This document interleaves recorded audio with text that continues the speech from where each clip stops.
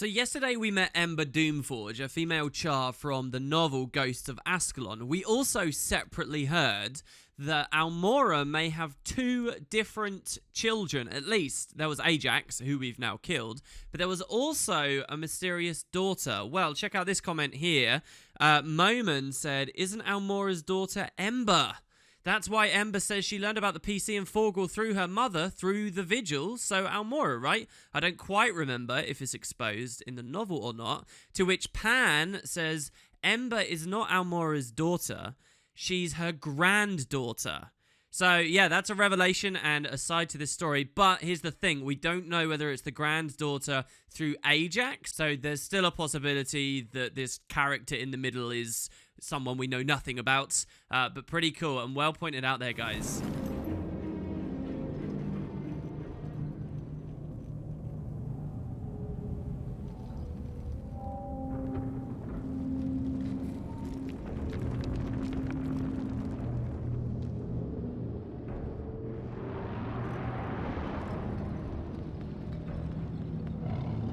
I found something in this dirt sample. It's a piece of tombstone. There's writing. Looks like a name. Advin, Oduin, Adnan. Wait, could this be from the grave of Adran, Lord of the Rifts? It is. By gum, it's the find of the century. I'm gonna be famous. Rich and famous. No way this grave is 5 centuries old. It's not Adran. It's Adwin. Orin Adwin, Lord of Nothing. Oh, that's not as much fun. The Char once ruled the Blazeridge Steppes, but the rising of the Elder Dragon Kralkatorrik left a corrupted swathe across the land. Now the legions contend not only against the creatures of the dragon brand, but against the ogres who have come down from the mountains. Won't anyone help me? Please. My partner's in trouble. Deep, deep Inquest trouble. Yeah, I know, they're in trouble. You were telling me that yesterday. Part 63. It's good to see everybody. Hope we're all doing good. We're looking pretty good, aren't we? I spent a while on these dies. I basically put us in Vigil gear. So we got new Vigil weapons, Vigil armor. We lost a third of our warriors at Kindling Bridge, and a third in the Brand. If this keeps up, we'll have to pull out. And I've also then gone and dyed it, but I've tried to keep the dyes vaguely close to what the Vigil actually wears, just a little bit more accented maybe. We might do like a crazy twist on it later, like we did. Caraflower, I believe, was wearing some really weirdly dyed Dermot Priory stuff. Still looked Dermot Priory, but she looked kind of a special designation. I guess we'll see. But yeah, we've even got the kind of cool backpack here with the Vigil emblem on it and so on. This ridiculously Hoonin greatswords. And yeah, we're ready for our adventure. So, just a quick reminder for everybody as we progress. We are dealing with the lesser races of the world as a part of the Vigil. And we've decided to check out the ogres who have come down into Char territory in recent years in greater and greater numbers. Most ogres being hostile. Some ogres we already have met as Tyrix. And we're going to continue on to see if we can actually get them as allies. So yeah, they're actually really kind of distant, far away in this map here, Blazeridge Steppes, one of the first maps the developers ever made. So you find a lot of interesting methods of offering NPC dialogue and pacing content out, and it's just kind of like a bit of a blast from the past. And in many ways, actually, I really like the way that they design and handle the game. So one example, for example, if our armor were to break, we usually repair it with anvils, as I talked about way earlier on in the series. Well, in this map, they tend to just be Char NPCs who actually offer you armor repairs themselves. And interestingly, you guys pointed this out. If you look at my user interface here, you can see we do have damaged equipment. What I'm guessing has happened here is when we died in Ascalon Catacombs, a bit of our stuff broke.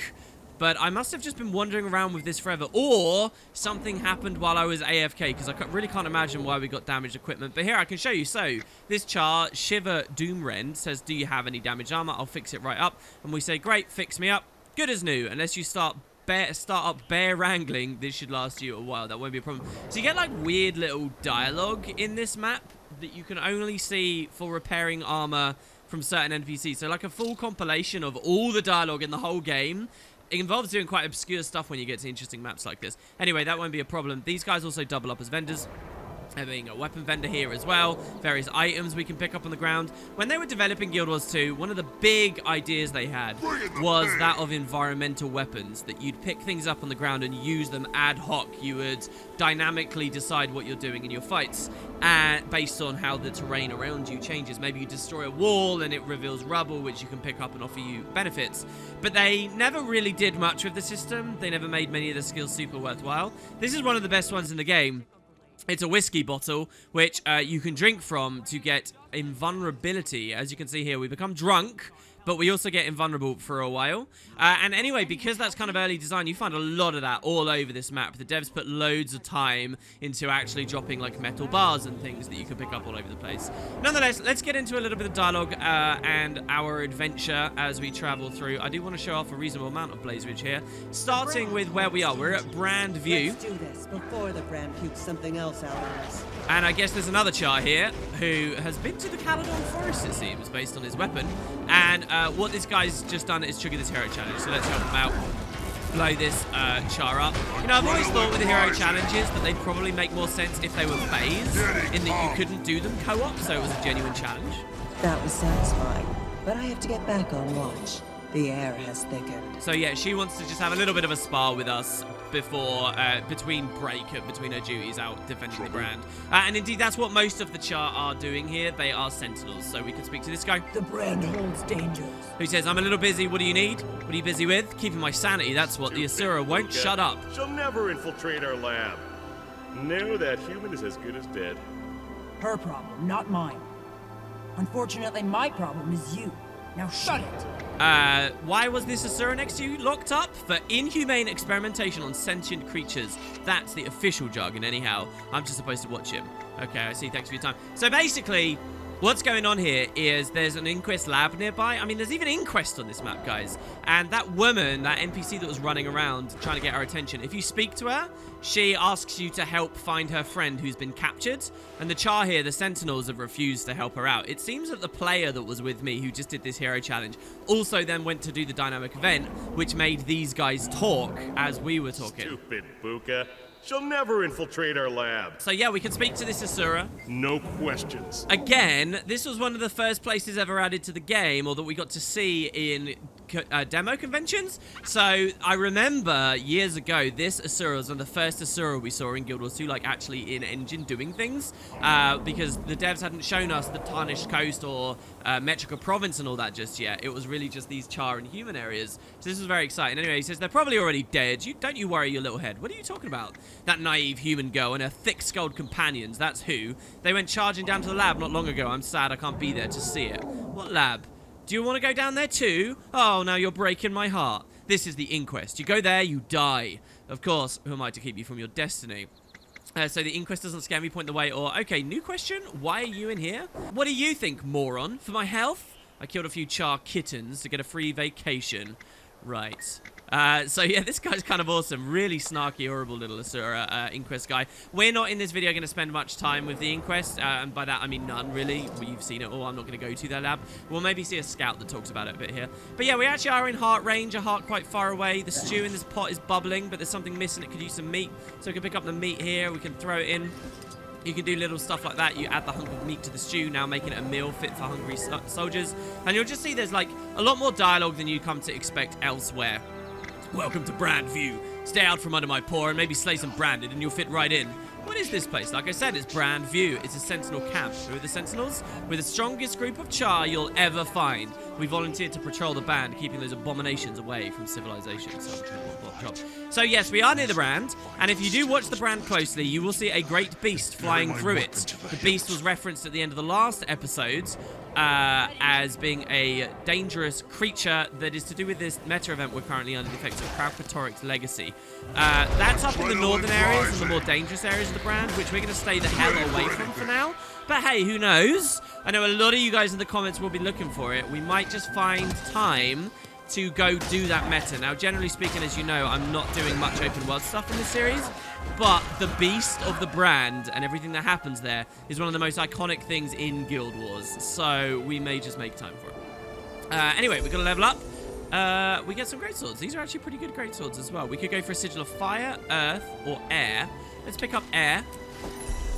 fire does AoE splash damage, air does good single target damage, earth does good condition damage, so it's kind of a choice which one you want to do. Now, I want to be kind of cautious about as I move here, because it's easy to miss little things as you explore in this map that aren't even like marked on your map. So, for example, there's a heart vendor up here who would talk a bit about what's going on with the Inquest, but down here, very close to the entrance of the lab, actually, this is where that person went off on the escort mission. Very close to the lab, beyond these drakes down this river. And again, on the borders of the brand, you can see we've just come into dynamic event range again. You can find a scout here. The Deegan Shun ogres are a rare, peaceful breed. They face an increasingly hostile environment, as well as threats from more aggressive ogres. They're far too vulnerable to survive without help. So she's already talking about ogres, but they are on the other side of the brand. Now, what we could do right now is just try and run across the brand and, you know, fight whatever mobs come at us and get through. However, the idea in the story is that the brand is super dangerous, super deadly, cuts off, you know, Char on one side were completely separated from Char from the other side. So there are actual landmarks and places that the Sentinels have established for safe crossing. And so we're going to go on a very minor adventure to one of those places, which is always very special and kind of stands out in my mind. So, yeah, and that's just a little bit further south. We're going to do it like by the books, if you will. And if we're very careful and attentive as we move south, look at this, right? Not marked on my minimap down here on the bottom right, but there is another scout here. Scouts being people who tell you what there is to do around the game and even have voice acting. They did a lot of this in Blaze Ridge, and they just never got corresponding icons for some reason. I'm hearing rumors of Inquest poking around near Brandview. Evil Asura are nothing to sneeze at. And they couldn't have come at a worse time. Scouts have pinpointed a location we believe to be their headquarters. Someone should give them a reason to pack up and leave. So, yeah, you could just get a little bit more voice acting if you're particularly attentive when it comes to this map. Over there, that's actually a Skrit cave we can see on the right, which I'm going to basically ignore because, you know, you got Inquest here, you've even got Skrit here. Seeing how Skrit interact with Char is kind of a fun thought to me because you don't get much detail on it. But it's interesting to note that Char do have Skrit as a potential racial sympathy option, which would lead Char player characters actually well into human territory, into Kryto, which is a really cool, like, crisscross kind of idea up in Harathi. Sentinel Faith Spotter says, ugh, if it isn't the Dragon Brand trying to kill us, it's those lousy Skrits skittering in, stealing anything that isn't nailed down and skittering back out. Nothing I hate worse than skittering Skrit. Looks quiet now, why not go on the offensive while you can? With the Dragon Brand at our door, I can't spare the personnel. I'd appreciate if you reduce their numbers. I already sent Sentinel Faith Crusher to their cave to the northeast to keep an eye on things. Removing a few Skrit doesn't sound like a problem. Anything else? Well, watch out for traps on your way in. Try to disable them before they disable you. And if you make it inside the cave, recover any of our weapons and give them back to the Sentinels. Alright, so, yeah, this guy talks a bit about the heart. You can see there's Sentinels that actually do patrol the roads here, by the way. Something you don't get so much on the other maps. There's something about this map in terms of exploration and walking across these long roads. It just feels so raw to me and real, like in terms of a fantasy adventure where we're traveling around. And we come to different locations each time. So here we got a Centurion. I'm aware of the situation, soldier. Sound the retreat. We'll come back later to finish this. So, it seems we've arrived just in time for this Sentinel outpost, Keenar Fort. Look, everybody's fleeing. They're actually all running away here. That's kind of amazing. We could probably talk to them as they flee. Take care, I had a dream last night that a battle went sour. Thanks for the warning. So this place can actually fall. It just fell to minions of the brand. It seemed the NPCs weren't able to deal with it. So we can come in and try and capture it for ourselves. Why not, I say? So you see that this dynamic event actually has an upper deck section and a lower deck. And what we need to do is make sure no brand are standing on the decks and only allies are standing on them. So that's basically exactly what we're doing here. And we can secure this for the Centurion that's just back there. Seems pretty good. And this hopefully won't take us into the brand itself. So yeah, I'll see you guys in a second as we cap this. Alright, that's the upper deck fully capped, and now you notice that the territory has removed. Now, if we jump down into the lower deck, kind of interesting to think that if we jump from high enough, we could have used our warrior trait that creates a massive, like, stomp at our feet when we land, and we could have just jumped on and spread all these guys out and did a ton of damage straight away. But yeah, we'll cap this one. So, you'll notice, by the way, if you listen carefully in the background, the sounds of the brand have kind of a very distinctive noise to them. It's, like, really creepy and freaky out there. I think technically because we're just over the borders here.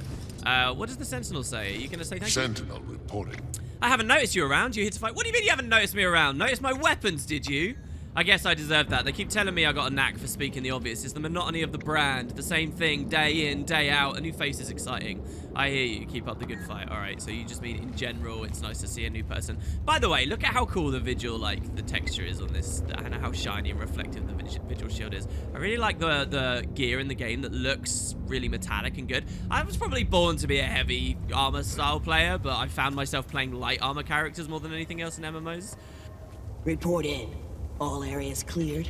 Yes, Centurion. The Branded have been driven back. The post is ours. Good. Let's keep it that way. Establish a watch. All right, there you go. So, look, everybody ran back up on the roads after we captured it, and now it's back in control of the Char of the Sentinels. Every day's a party when you're a booger flick away from the brand. It has monsters as thick as fleas on a skrit. It's beautiful. You sound like you like the brand. Flames, no. I don't like the brand itself. I just like the monsters. It happened. Now we have to deal with it. And the job's a pleasure. Life's too short not to enjoy what you do. I think you've been out here too long. I don't know. He sounds like a Char to me. So he sells shiny golden gears, which we can pick up. And double click to toss around, and it does damage and stun and things. That's interesting. Is it actually shiny and golden? It doesn't. Oh, it's kind of shiny, I guess. What else we got? Centurion Darktooth. If you're in my camp, I'd better see you lending a hand. Sure, I'd like to help. If you help, it's because I let you. Our supplies are limited. My soldiers come first. Listen, I don't answer to you. Fine then, move along. I don't have time for freeloaders. If I, okay, then we can do that. Listen, I just captured this for you guys, you bastards. And another Sentinel here at the entrance. The brand holds dangers. Welcome to Keenar Fort, our own little script pile of the world. What are your orders, soldier?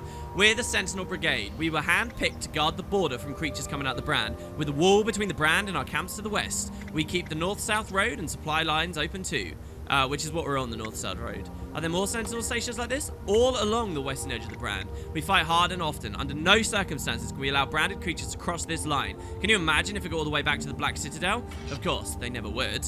What would happen if they get past you? They won't. But, just for imagining, if they did, they'd invade Iron Legion's strongholds west of here. They'd interfere with operations and complicate our efforts to get control over the Ascalonian ghosts. It wouldn't be pretty. So, I mean, the Char have got so many front lines. They are in so many conflicts at once. The treaty makes so much sense. Which one do you guys think is the biggest threat to the Char? From the start, or maybe let's rewind the clock a year ago. What is the biggest threat to the Char? Is it Kraukatoric and the brand and them keeping this at bay? Is it the unending ghosts? Is it the Flame Legion? You can kind of see how Flame Legion can sort of mince about and get so close to the Citadel now, because among all the evils, are they really such a big one? What about the humans? Like, what's your priority list, I wonder? Certainly the Char have got, and the Ogres too, I suppose, to an extent. The Char have got to sort some of this stuff out. There's an interesting little landmark as well, by the way. I think I've missed another unmarked scout, unfortunately, guys. Who's a pretty cool one too. But over there, like way off in the corner, it's like another cozy area of the world. And because this is Blaze Ridge, where there was like a lot of effort, it feels like put into it. There's like a campfire you can walk over to there at night. It's kind of nice. This is also an enormous tree, and a special kind of tree you don't often find in the game, like freaking huge. It's always just weird to see some odd assets. Explore. And here we arrive at a place called Dragon's Watch. Now, oh, Dragon Watch. Dragon's Watch will become a thing later. You can see a ton of Consortium characters here. These actually arrived on this map later in the timeline, so we won't talk about them just yet. But you'll notice that there's a portal over there. You might think, WP, why is there a portal? Where does that lead? Well, back to the Plains of Ashford, and actually very close to the Cadem Forest and the early ogre crawls that we were dealing with long ago. So there is this very inconspicuous little portal here that takes you from a level 1 to 15 map to a level 40 to 51. I'm sure many new players came into it and had a cold glass of water splashed on their face the second they made it. But it does take you out to another interesting place, this being the Last Whiskey Bar. More NPCs with repairs and so on. Over here, there's kind of a fun little guy doing some target practice. The wheel of progress turns. Woman, sorry. Of everyone in this line, she's the only one with dialogue. And she says, "This is my gun. Mine. I've named her Bang Bang, Take That, You're Dead. We've been together going on 20 years. I'll leave you two alone." So, what is this whiskey bar? Well, I'm pretty sure Over here. this guy with the dynamic event icon should explain. And remember, at the conventions, this is where tons of players would congregate. Hey, you looking for a fight? Yes. Wait, what is this place? Soldiers from all over come here for a little downtime. After a while, they get antsy and need to fight something. This pit gives them that something. What's going on in the area? Well, we're at war. Our land's been branded, but we're holding off the corruption. Be careful outside these walls. You won't find many places to rest. If I'm going out there, I could use some practice. Ah, you're a scrapper. Everyone stop. Listen, it's about to get interesting. There will be blood. Any kittens around better get out of here. I'm putting you to the test. So, it triggers a dynamic event every now and then with this bar that's descending. It says, what's it going to be? Branded, char, beast, easy, or easy. Let's say char. Okay? And so what this is this is a fighting pit. A new challenge is starting. That the more players in the area are at, the more you can vote on how things go based on what everybody chose there. So you saw that bar was descending? That basically means, hey, Tyrix, put your vote in. And if like 5 other humans were here, players, then they could put their votes in as well. And whoever comes out on top wins. A bit like how voting for different dungeon paths work in explorable dungeons. Not story dungeons, but explorable ones, which I've mentioned briefly already. So I think that's a really fun little element that they did in this map in the open world that is very rarely utilized. There are only a handful of places in all of Guild Wars 2 that you see this system at play, but it's kind of a nice way of getting lots of people together and interacting too. Nice. Next time. Maybe I'll... See, Guild Wars 2 does so much stuff to make you happy playing with other people, such as no competing for loot, and everybody gets experience, and there's no last hitting and stuff, there's no need to party, you just run around. Okay, maybe that was too easy for you. How about this? That quite often, you don't really get any reason to interact with each other. But moments like this, where you choose how a dynamic event goes based on how everyone votes, that's awesome to me. Let's do beasts. So this is medium difficulty now. And it will go through the waves, and you get experience, and you get loot, and then... A new challenge is starting. And then when the dynamic event is over, you obviously get to take your spoils and move on. So this is the medium wave, and this time branded are coming immediately out of the brand here. I did vote on beasts, and branded came out. And hold on, I voted on char earlier, and branded came out there as well. Or is it just specifically branded varieties of them? I don't know, this might be bugged these days. But hey, there you go. That's how it works. Our inventory happens to be full, so let's sell some stuff here.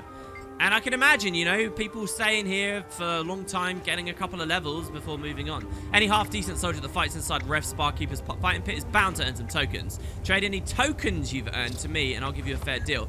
So he talks about tokens, and he offers an old Ascalonian necklace and some weird stuff.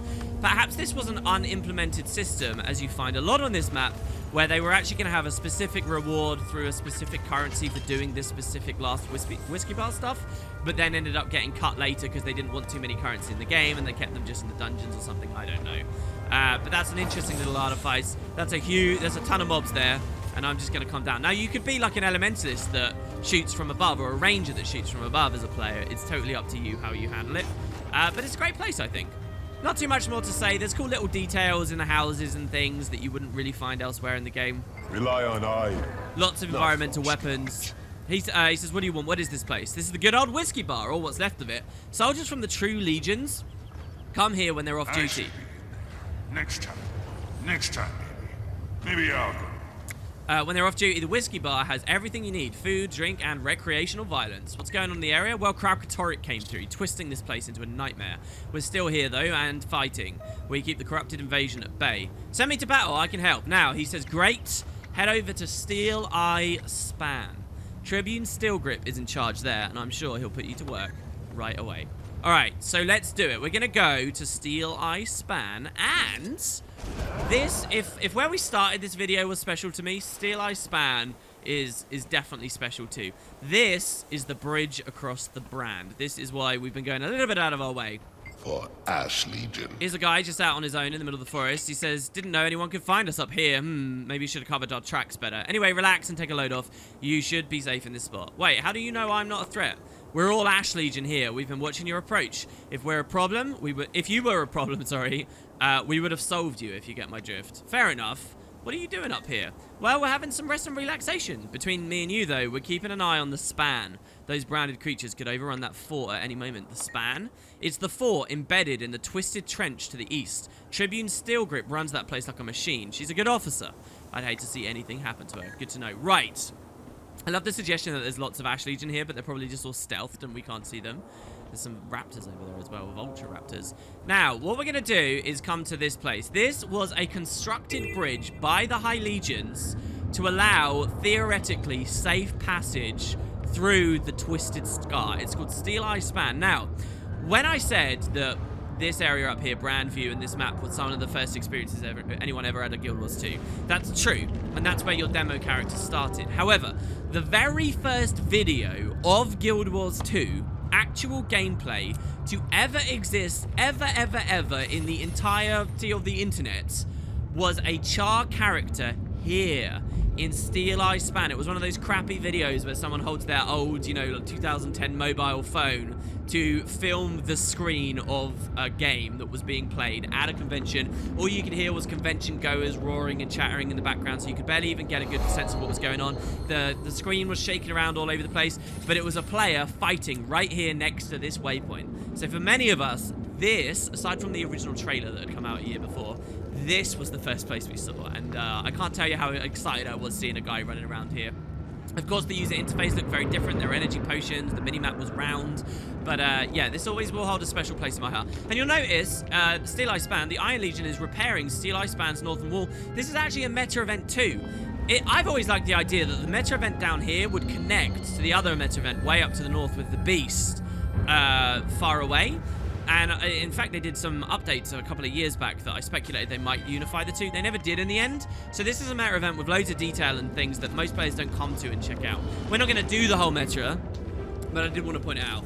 Is there a reason you're bothering me while there are holes in my fort? What can I do to help? Well, protect my engineers. If you can kill our enemies, you can make yourself useful. Well, right away. So this is the guy that actually runs the place. Where is he? Yeah, it is. Tribune Kirinith Steelgrip. He's a champion. But mostly he just wants to talk about defending the span while the meta event is up. There's all kinds of dialogue you can get as you do the events. Another year older and I'm still worrying about the same old problems. Oh, I can relate to that.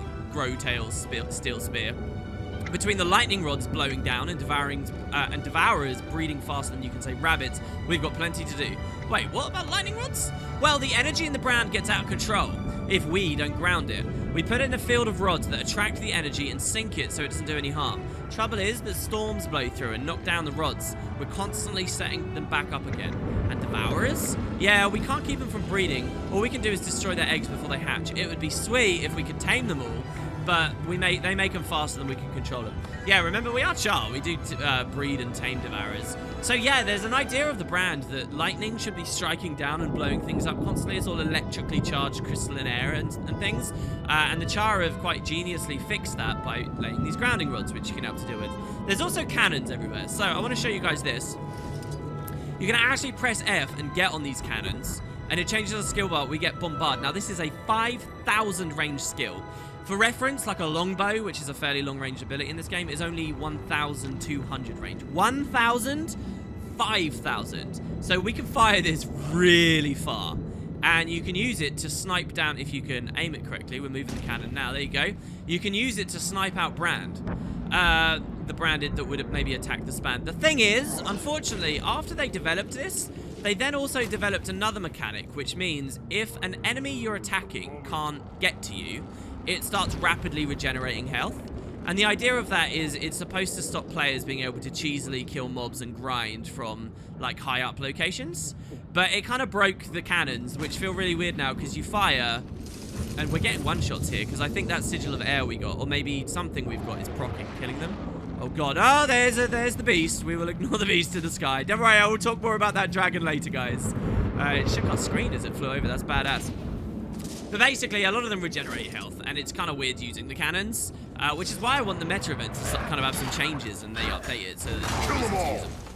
But here you can see we're in a heart. We get value for our heart, and there's all kinds of little areas in the span as well. You can go under the bridge, and that's what this place is really, a bridge. Or, sorry, you could go over the bridge, or you can come into these deep little caves down here where the devs have given flamethrowers. I'm not an engineer, but here I get a flamethrower. and we can sort of burn our way through, breaking the nests, having fun like that. Now, what I'm going to do, because I don't want this video to get too long before we even find the ogres, I'm going to just go and help these engineers out to repair the walls which are broken. So let's jump out of the span here, sticking close to it, not going too close to the branded. And here you'll see that there's an engineer, Keen Gear, who's been killed. So how about we save his life and see what happens here. There I feared everyone away in my 100 blades, so that was really silly of me. So I'll see you guys in a sec. Gaining adrenaline. So there we go.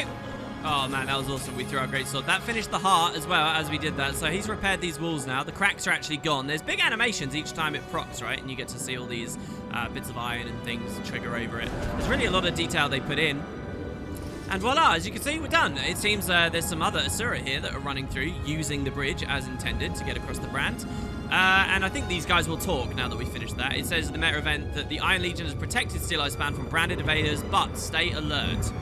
Okay, maybe they're not going to talk. I swear there's dialogue that should trigger here. I love the... Just look how cool this is, though. Look how many moving things there are around here. Look at the little pipes moving, the cogs, the steam. It just feels so good. It reminds me of what the Black Citadel looked like in the original trailer for the game way back when.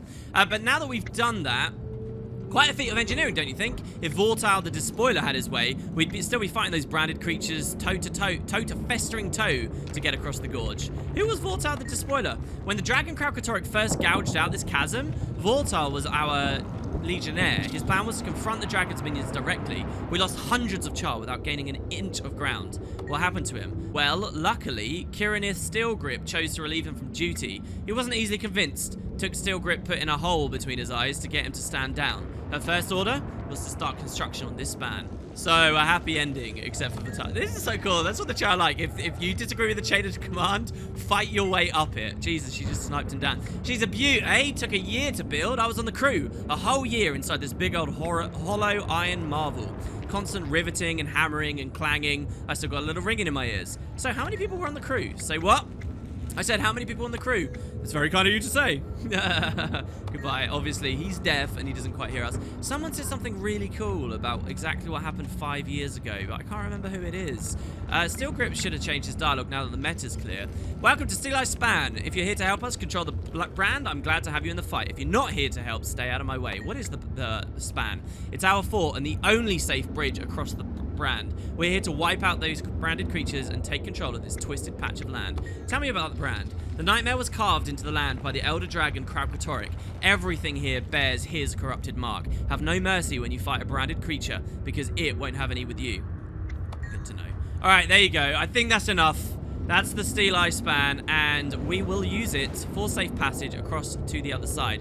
There's also a Renown Heart here, which we finished. Nice job, Tyrix. Your performance at the span was exemplary. I think even Tribune Steelgrip took notice. I know I'll be sending my report straight to Brimstone. Way to go. As always, we appreciate your dedication. So we get some gold, we get some karma. Here there is a scout. I hope we can still speak to. The land east of Steel Eye Span is occupied by hostile ogres. The Bohemian Grand Crawl and Sootpan Crawl, active staging points for their assaults on our territories in the southeast. Clear them out. So, there you go. On the other side, we get to start dealing with the ogres a bit more. Here's the heart vendor, who might have some interesting gear for us. Let's see. Duty calls. It's good to see you again, Tyrix. You've made our jobs easier. If I had any whiskey left, I'd give you some. And he said he's got some Iron Legion badges of bravery, some great swords from the span. What did I do to improve this? It's what any good engineer does to a weapon. I made it bigger. My own design, we made these a little lighter to help the other engineers work and stay armored, blah, blah, blah. We're not going to buy any of that, though. But yeah, okay, so cool. What I'm going to do now that we're on the other side of the brand, and just think about that, guys. Think about space. Get the logistics of getting your armies from the Black Citadel across because they have to cross the brand to be able to wage war at Ebonhawk. Because they can't go cut through the mountains. Logistically, I guess getting an army through there would be, you know, this is nestled into the mountain. So you think about that and then how that works with the treaty and just how profound it is that the humans got an Asura gate from the Asura. That's why they tolerate the Asura to do these things, because it means so much having that transportation. Right. So we are on what is now known as the Soot Road, and it goes pretty far off, depending on which routes you take, into deeper Char territory now, and ogres will be a bigger thing. There's not too much from it that I really want to talk about. There's tons of stuff going on, but of really awesome things. I think what we will do is speed up like we have on many of these other adventuring episodes, and I will see you guys in a second as we travel through the countryside. There might be some scouts for us to speak to en route as well, so I'll keep my eye out.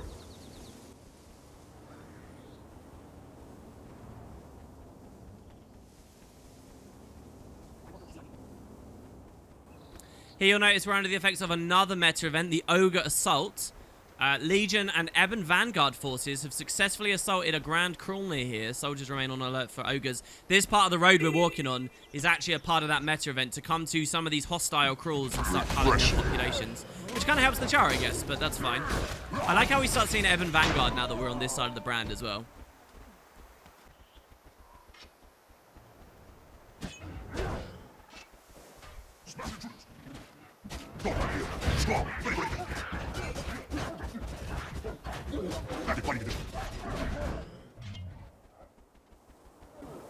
Alright, cool.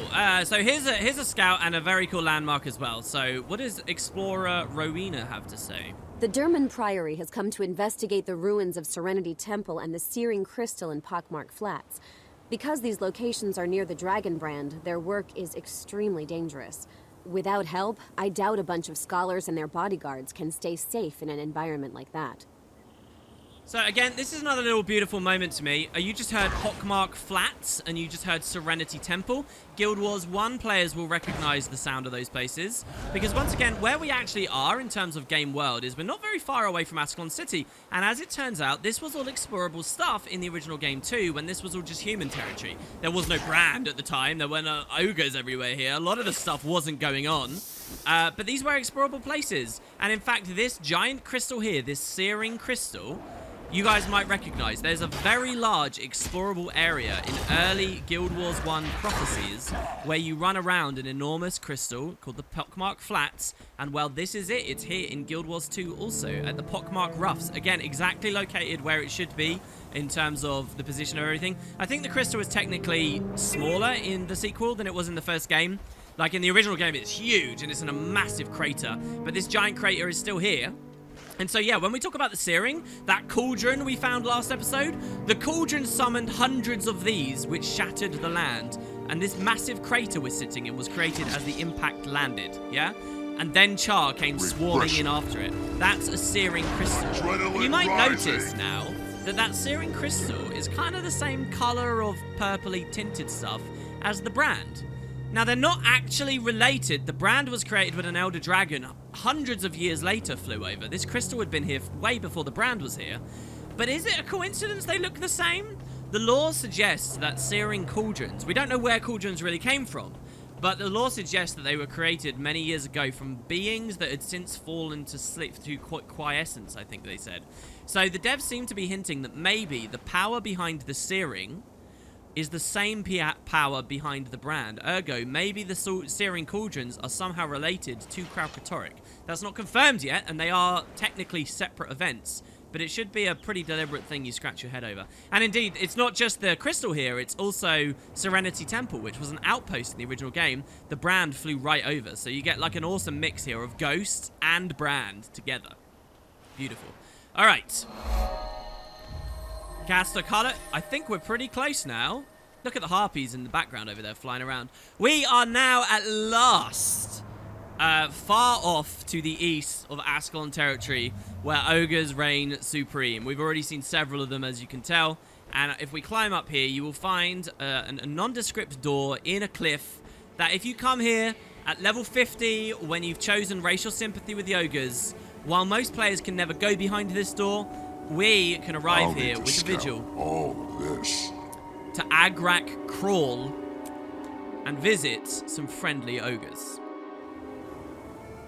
Okay, now normally during these racial sympathy moments, I have given you guys a little bit of lore that the devs released as a first-party source before the game came out. They did blog posts about the various lesser races, gave us story about them, and I've been infusing those into this series so you get the full picture. Funny thing is, they never did it for the ogres. For some reason, ogres just weren't on the list. Also, some of the implementation of ogres in-game feels like they're a little bit of an afterthought we'll get to in the upcoming videos.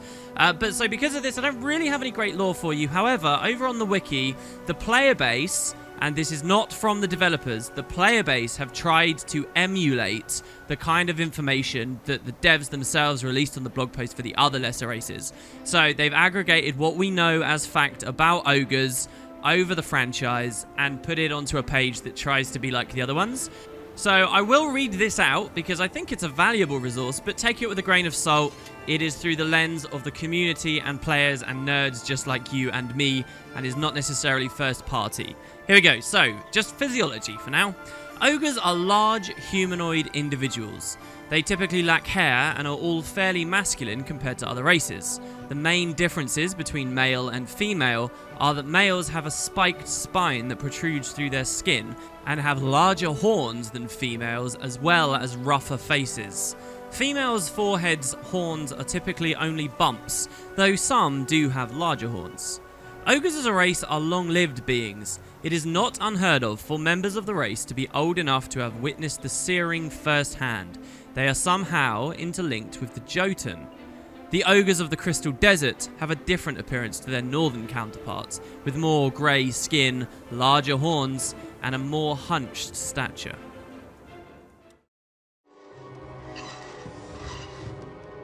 Alright, here we are. Hello. Okay. Hey guys. Now we can get started. The acting chief is willing to talk to us, but watch your step. Right, so we got a character here called Lagula. We've got some Marmoxes. We've got a guy called Slugger. These guys are living quite a primitive little lifestyle here. Remember, they are a lesser race. So what's up, Forgle? It still sounds somehow wrong to say lesser race, doesn't it? You there. The Vigil would like to talk to your chief about the swarms of branded creatures that have been plaguing your crawl. Uldek the Fierce is our chief, but he's still missing. I am Lagula, and I speak for the crawl until Uldek returns. But I am in no mood to talk to strangers. What if we find him for you? Would you talk to us then? Of course. If you find Uldek, the entire crawl will thank you. He was exploring near the brand when he went missing. Uh-oh. A bunch of us went to look for him, but they never came back. Find them too, if you can. I wish Uldek had listened to me. We've tried taming Branded before, but it always ends in blood. Those creatures are certainly stubborn. Dedicated, I mean. I may not like them, but I can admire that. He's not talking about the branded there. He's talking about the ogres. Alright, that sounds pretty ominous. Okay, so we've seen the other lesser races struggling with other Elder Dragons. We've seen the Quagons struggling with Icebrood. We've seen the Skrits struggling with Destroyers. We've seen Hylic struggling with Zaitan. Well, who's to say that the ogres living in proximity to the brand might be struggling with Branded and Kralkatoric? Forgle, what's up, man? From what I know of the brand, it's not a place for anyone to be left stranded. Let's get moving. Can you answer some questions about these ogres? I think you'd be better off just asking Lagula. She's got the inside information, and we need to cement our relationship with her if we're ever going to recruit this crawl. Alright, I'll ask her. I love, by the way, how in the cutscenes with the ogres, their mouths are covered. An ogre's pet shows her true strength.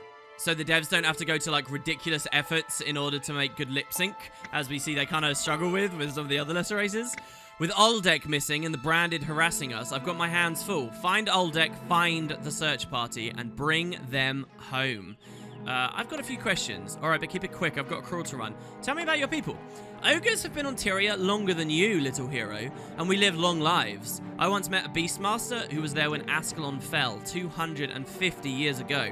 Impressive. What else can you tell me? Well, we came down from the Blaze Ridge Mountains and pushed west, looking for new land. The humans stopped us, then the Char, but since the dragon made the brand, we've been making progress again. Okay, so they're only here because of the brand. It's kind of interesting. Now, you might think Blaze Ridge Mountains, what are we talking about? Well, here is Blaze Ridge Mountains.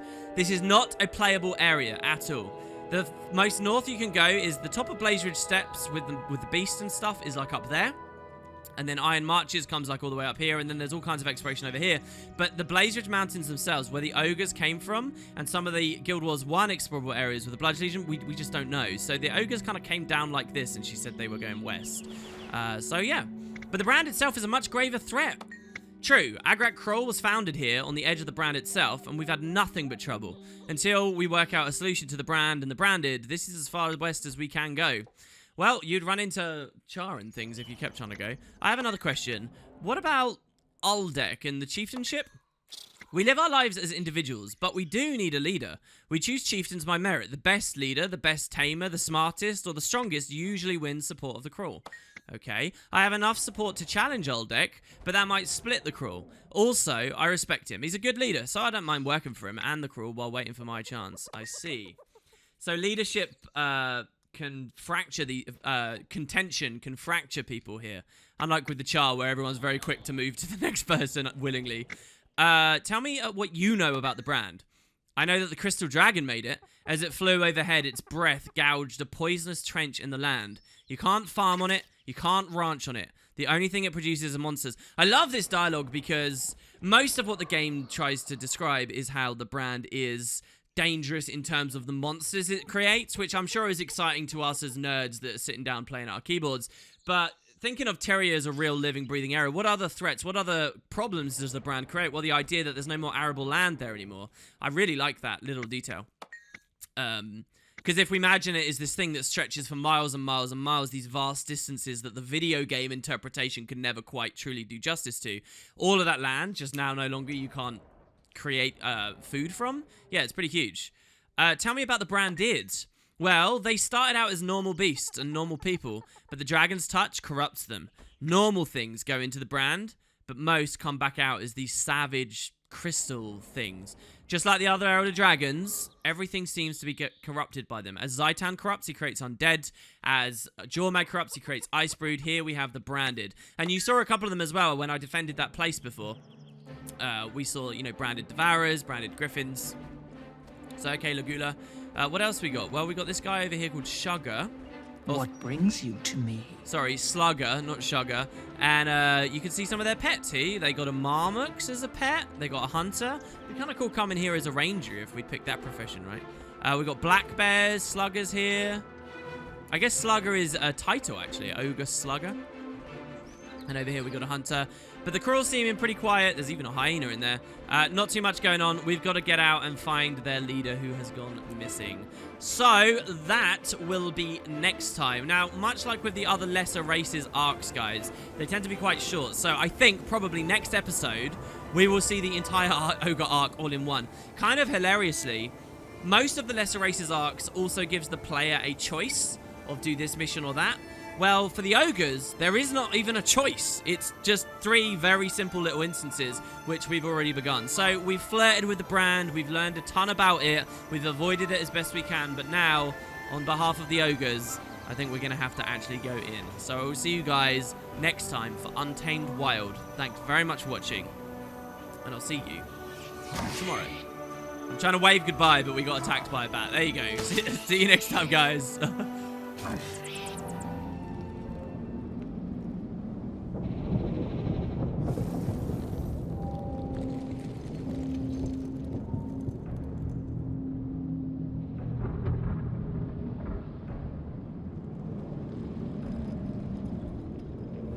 I was reading over breakfast that the Serenity Temple is where the Aerodine Elixir was discovered. It saved lives, did it not? Many lost minds returned to balance after imbibing the elixir. Historical documents say priests developed the Aerodine Elixir. I don't think that's right. When I think of the elixir, I think of a sweet-smelling priestess with a kind soul. Unsubstantiated follow. Don't you have something to transcribe?